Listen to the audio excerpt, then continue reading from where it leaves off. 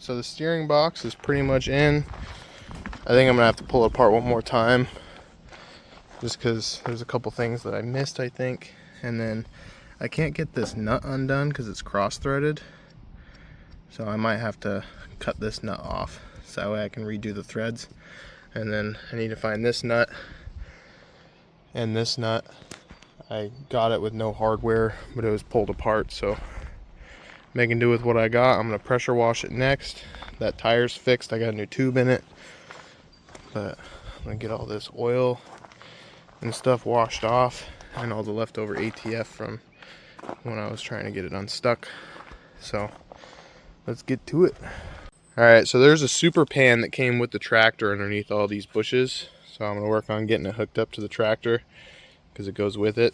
And I'll be restoring that, or resto modding it as well, because it's pretty thin from all the years of use. So we'll see how it looks once we get it out.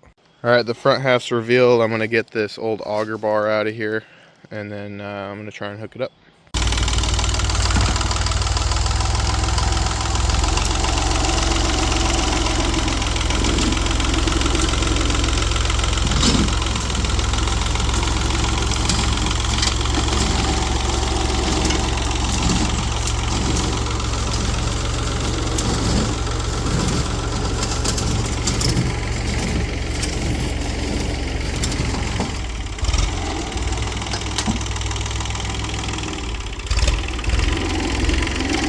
Alright, so we got the pan loaded up, getting ready to drive it home, come back and sweep all this up later.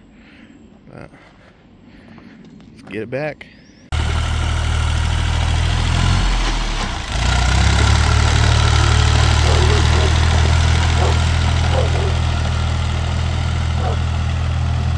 Alright, there was really big chunks of asphalt in here, and we got the big chunks out, so I'm working on getting all the small stuff out so that way I can fix this pan. We're going to put in some 5-gallon buckets and drop it off in a different spot. Alright, the front end is temporarily mounted with some screws and some zip ties just to see what it looks like. Got the throttle linkage all hooked up.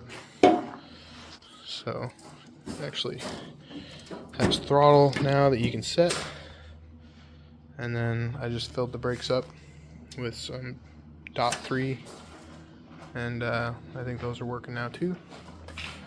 So it's coming together. Alright, so I had the wrong bearings in here when I first rebuilt it, but these are the 1/4 inch bearings instead of the 6 mils. And it seems like they're working pretty good. I gotta change this bearing and the bearing that goes down here because I got the wrong ones. I was finally able to read the code off of the old bearings, but this is moving very freely now.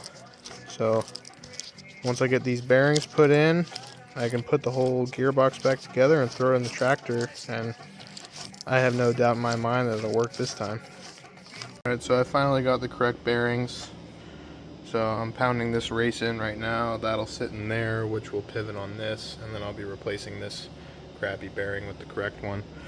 So I bought extras just in case because this is worn out, so I don't know if these are going to last that long or if I'm doing it right. So I'm just kind of figuring it out as I go. Alright, so some of the hardware was missing, so I've got a P-clamp on right there, and then this one was stripped, so I shoved a piece of rubber hose in there, electrical taped it, and then all the bolts on this are missing, so I'll probably just shove some self-tappers in there because I don't have the proper bolts. But you know, it's an old tractor, so stuff like this is going to happen. The guy who pulled it apart didn't leave any of the hardware for me, so there's another clamp holding the steering wheel on, but it's a tractor, so you're gonna have that.